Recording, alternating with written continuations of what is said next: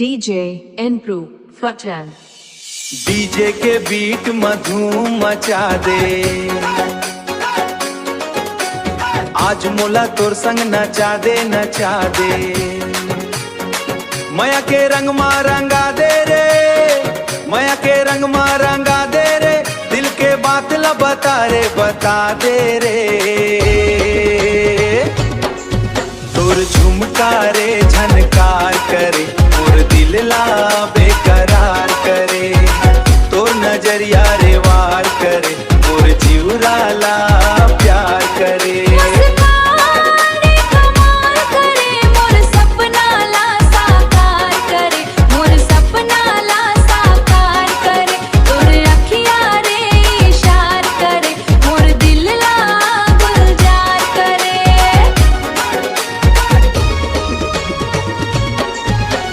गली में चर्चा तोर सब झन तोर बड़ाई गावे, तोर रूप के जादू देख के मोर नैना हर मुस्कावे।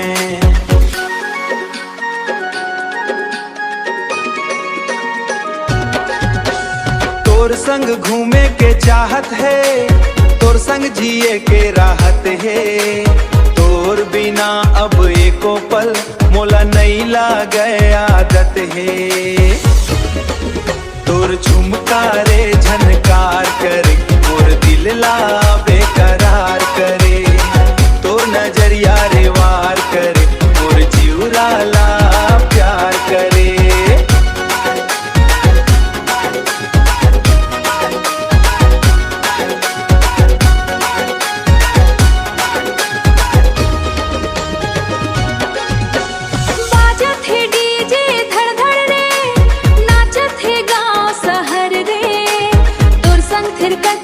सजनी भुला दे तो सब कहर रे,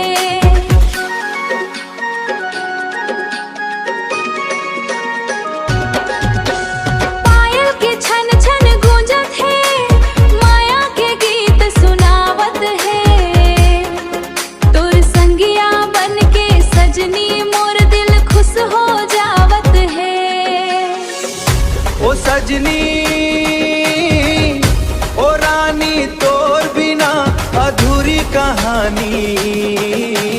नाचा रे नाचा झूम रे झूम, माया के रंग माँ घूम रे घूम, तोर झुमका रे झनकार करे, मोर दिल ला बेकरार करे, तोर नजरिया रे वाहू रे, तोर संग सपना सजाहूं रे। जन्म जन्म तक साथ निभाऊं, तोर संग सपना सज। डीजे